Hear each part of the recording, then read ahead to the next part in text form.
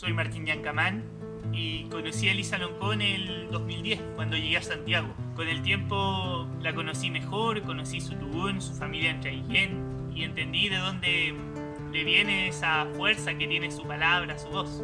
Le viene de la memoria de su gente, de su abuela, padre, madre, las hermanas.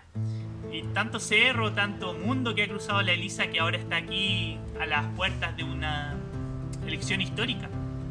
Yo voy a votar por Elisa porque es tan capaz de ponerse de igual a igual para discutir un proyecto de ley, como de saber su lugar en un guillatún y hacer yeyipo, hacer milante.